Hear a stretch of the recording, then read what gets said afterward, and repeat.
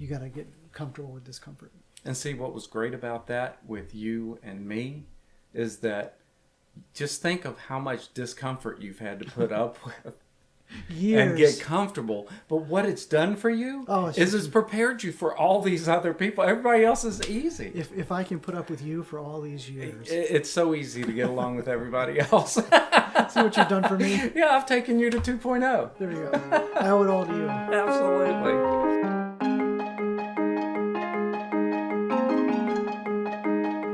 So, last week, we covered topics 1 through 4 in our 3-part series of moving from 1.0 thinking to 2.0 thinking. Yeah, and this basically looking at, I want to become a better version of me. That's right. And so this week we're doing what? 5 more. So we're covering 5 more because we have a total of 13. Mm-hmm. So 4 last week, 4 next week, and 5 in the middle. We had to break it up somehow. Yeah, it's wonderful. Yeah. So if you haven't seen part 1, go back and watch that before you watch part 2, and we'll put some, what do you call that? Links. What? Yeah, links. We'll put a link, and we'll also put it up here, so you'll be able to click that and go back to that first video and check that out. And if you've not subscribed to our channel, please go ahead and subscribe and ring that bell so that you're notified of future episodes. Absolutely. This is going to be great. Here we go. We'll show you how it's done. So number 5 is to be able to develop a tolerance level, maybe even a comfort level with discomfort. So develop a tolerance level or maybe a comfort level with discomfort. I don't feel comfortable about that. It feels very uncomfortable. It was very uncomfortable. Why would you want to build up a tolerance to discomfort? I think it's mandatory. Okay. You know, if you go from a computer system, a phone system, upgrade to the next level, you are going to experience some bugs and glitches. Sure. From time to time. I mean, my wife just updated her phone last night, her iPhone. And so it was, requiring of her that she do things differently. And initially that was causing some discomfort. And you experienced that a couple months ago. I know, but I haven't gotten used to my discomfort. And she, by what you've told me, she got used to her discomfort within them, like almost immediately. Yeah, she was really quick with it. And I'm a tech guy, and I had the hardest time going to the new system. I still struggle with it and say, well, I like the old way better. Oh, yeah. And I don't have a problem with change, especially when it's with technology. I roll with it. It's great. And I do on my phone, too. But there are times when I say, oh, I really miss that 1.0 feel. Mm-hmm. Yeah. And I know that the 2.0 feel is better. It's more efficient. It gets you to places more easily. It does. It allows you to do things better. But yeah, sometimes you sit back and say, oh, I like that in the 1.0. So I understand this whole thing. Yeah, makes sense. I think we get comfortable with the other way, and doing something that's just different is scary. Of course, again, there I go back to my thing. I get obsessed with fear. Right. And because what we have done, what we have used works. We're living proof that we're still here. Right. And changing from 1.0 to 2.0 we think is going to be better, but making that switch can be difficult. Oh, like you're here's a bug or a glitch. Right. We talked about this morning at coffee. Okay. You are going from 1.0 to 2.0. So one of the things you're going to do in your business is hire somebody on. Yeah. Yeah, and I have to because we're blowing up. No, you don't have to hire well, somebody. That's true. You could continue on at 1.0. I could keep working 60 hours a week. You guys have been successful. You've been successful for 20 plus years. Yeah. And so now you're thinking, we want to expand, we want to do things differently, so we're going to hire somebody on. There will be some glitches to hiring a new person on. That is a 2.0. Yeah, it is. And I'm sure there are times when I will sit back and say, why in the world did I do this? I want to go back. You will, because he's not going to be as good right as you or Rob. He just doesn't have the experience. Yeah. Your customers might not get taken care of as well, especially to begin with. Yeah. But there's that glitch, that comfort with discomfort that has to be developed. I'm going to remember that. So I was thinking of another example of getting comfortable with something that causes discomfort. And I think about when the girls, each one, Ashley and Lindsay, graduated from high school and were going to college. Yeah. I mean, you talk about a great experience. And it was definitely a 1.0 to 2.0 move, especially when Lindsay graduated, because we were an empty house. Right. We were an empty nest. Exactly. And so it changed everything. And it was tough for a little while because you're so used to hearing Lindsay playing her music. When Ashley was here, you're just used to her coming down and talking about all these different things that are going on. And then all of a sudden, it's just me and Lisa. Right. Which is a good thing. And they're moving on and they're getting a higher education and moving on to something really great for them. But I think that's kind of That's a great moving example. From having something that has a little bit of discomfort and having to build a different comfort level on that. Yeah, that's a great one. Well, next on the list, we're talking about letting go of what works for you. I mean, you've got so many things in your life that work, and you go back to the last thing that we were just talking about, and our business, and we worked fine for 20 years. I mean, we've taken care of all of our clients and done a great job for that amount of time. And other than just being worked to death and being burned out, I mean, it's worked for us. It's done well. So moving on to that next level, bringing somebody else in so it pulls us away from that, pulls me away from that. It's hard sometimes to say, well, I know this works. Is this going to work as well? And you run into that in so many different things in life. Yeah. All right. Another example, I think, of letting go of what works. This past Saturday, I did just a 1-hour talk for a bunch of doctors from here in town. Yeah. Who really wanted me to come in and talk to them about getting rid of stress, actually. Right. And they have to have a lot of it. They do. I think, they have a lot of the same things that you and I deal with, but then there are some pieces that are very unique to their profession. Yeah. So we talked about wanting to go from this 1.0 to 2.0, and I was telling them that we were actually doing a YouTube video on this. And I said to them, one of the things that I and my YouTube partner do is we work longer and work harder. We kind of grew up with that philosophy. And that was a skill that has worked for us for many years. And I said, you guys, too, know what that's like. Okay. And in this new life of going from 1.0 to 2.0, you're going to have to let go of some things. And one of those is probably the idea of delayed gratification. It's a great skill to have. But I think that a lot of people, and these guys are proof of that, they go through college and they'll go, well, I'm not going to worry too much about enjoying myself now. I'll do that when I get out of college. Okay. And then they get through college and into med school and they go, well, I don't really have to enjoy my life right now because I'll enjoy my life later after I finish med school. And then they finish med school and get into a fellowship. And then they kind of go, well, I'll I can live my life later after my fellowship is done and I'm into practice. And then they get into practice and they go, well, I don't really need to worry about my life now and enjoying it because I'm just getting the practice started. And then eventually you get the practice going. You go, man, my practice is so well established. Now I have to keep it going. I'll enjoy myself after I retire. Yeah. And so we talked about how it is that mindset of delaying gratification was helpful for them at one point in their life. Right. But many of them, it's not helpful for them anymore. No, that's a perfect example, which really leads into so many people who, I think a lot of people in our generation, and especially before us, because I think that, people before us were really super hard workers too. And you're sitting back and you're trying to provide for your family, regardless of whether you're a surgeon or not.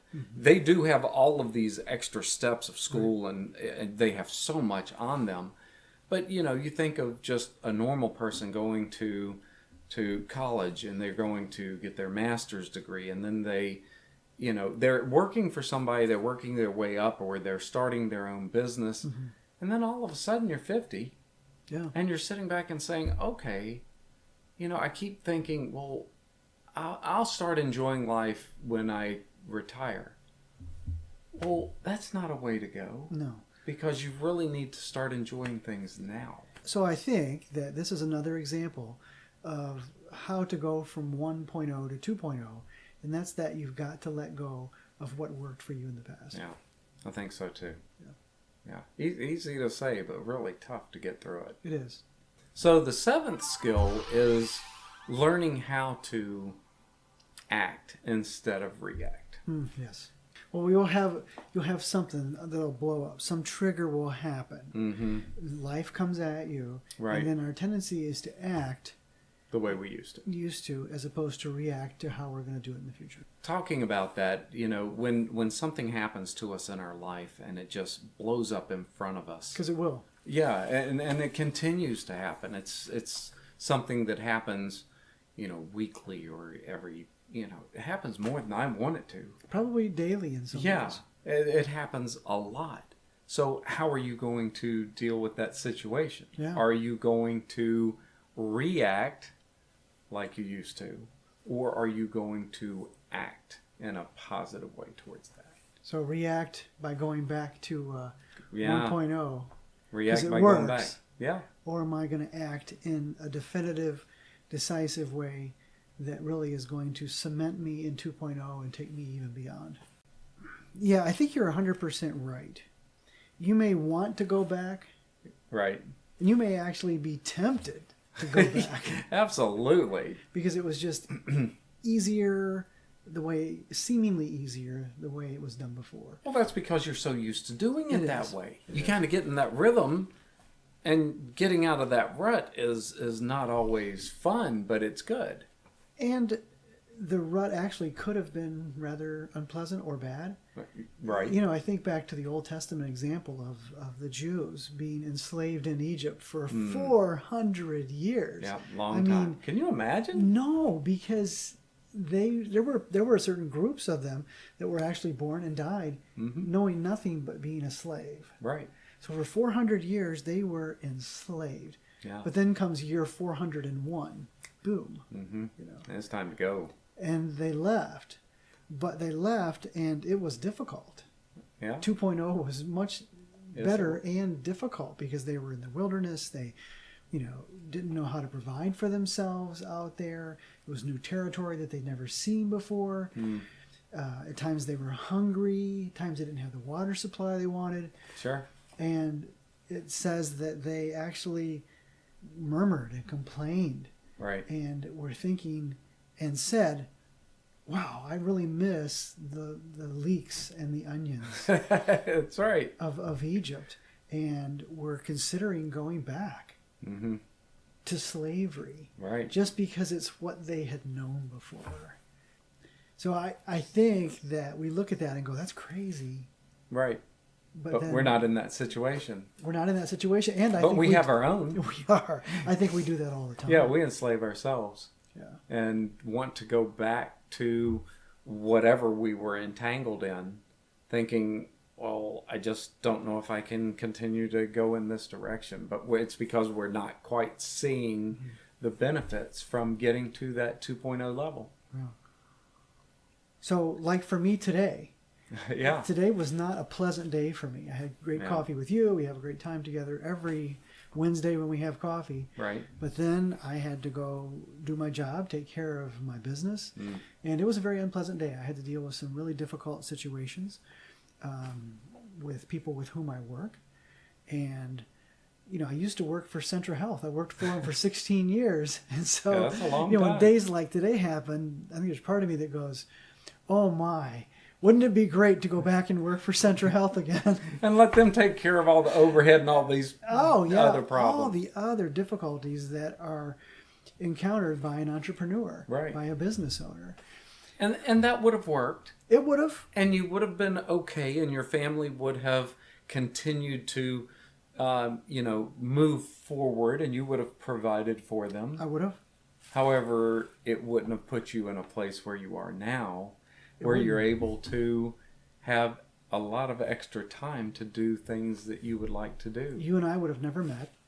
Because we would have met never because met. of my business. Right. You came in and helped us with our IT. We wouldn't have started having coffee together. We wouldn't have started tabletop coffee. None of this would have taken place had I not left Centra Health and moved into 2.0. So I think that this is another example of how to go from 1.0 to 2.0, and that's that you've got to let go of what worked for you in the past. Yeah. Easy to say, but really tough to get through it. It is. Okay, so the number 8 skill set of moving from 1.0 to 2.0 is to be able to identify the emotions that you're having as you have them or shortly thereafter. Okay. Like in my last example, leaving Centra Health was really scary for me. I mean, it was really it was scary for me, but super scary for my wife.